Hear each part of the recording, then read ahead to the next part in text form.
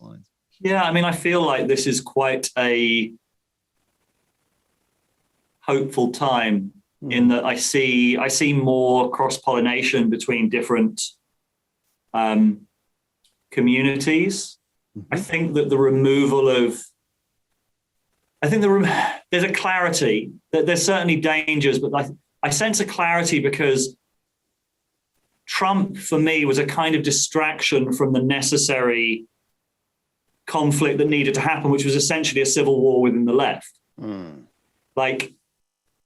And I think that confused the landscape quite a bit because it was very easy then to be sort of framed as, well, are you on this side, or you're supporting Trump, or you're sounding an awful lot like a Trump supporter or whatever. And I think, and this is a framing that Brett and Eric, for example, have always said, it's like,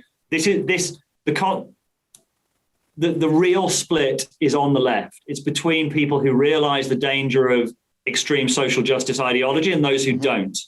And that's where all of the heat is. That's why Barry Weiss, for example, was such a hated figure at the New York Times and was forced out. And that is the most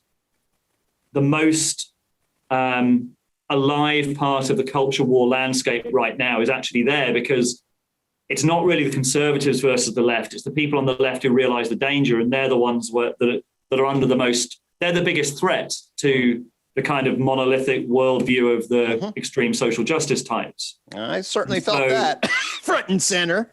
Yeah, and I think a lot of us have probably experienced that personally, and realize how easily that kind of social justice perspective is weaponized and used against you. And so I see a sense of clarity now that Trump is gone. I felt this sense of, I probably held it at least a kind of 25% possibility that there was going to be some kind of civil war, that the acceleration of the intensity was going to continue and continue. And I certainly don't feel that. So I feel like a sense of relief and a sense of clarity and a sense of possible, the fight that was being put off and distracted and kind of weaponized and exploited by Trump as his kind of carnival barker.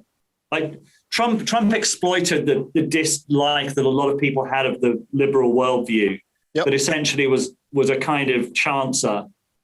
Now I think those difficult definitions need to be made. Those difficult conversations have to be had, and it matters now. This is where I think the interest lies, and then I think finding the right allies, reaching out to people who also recognize this. And I've certainly had the experience over the last few years that people who are maybe didn't understand my political shifts or my kind of my shifts in terms of what I was paying attention to now very much do, because they've had their experience of being attacked in an organization or being kind of, I think most people realize that danger. So I think in a way, I feel like we're in a fundamentally different place. Let's put it that way. And I'm not yet sure exactly what that place is. Right. I think it's one of confusion. I also breathed a huge sigh of relief that we avoided. I think that if the system it was vulnerable enough so that if the system had all come down to, say, Georgia itself and for the Electoral College, I think the thing might have just gone. I mean, that's how close potentially we were to a genuine de-evolution and genuinely destructive force. So my heart beat it quite rapidly at multiple times as an American and being stuck here, but there was obviously world ramifications. So, and yes, I think that we are now, hopefully we have then enough structural stability at the base level of living, and are then also creating these kinds of spaces that enable us to actually talk through. I mean, I've never voted for a Republican. I mean, I don't mean that meanly. I believe fundamentally in effective opponent process. I want to look at Republicans and have that's why I can respect somebody like Jordan Peterson, he's a Republican or whatever, but has a conservative sensibility in a particular way that I am I'm much more, what are the social forces that impair individuals and how do we create?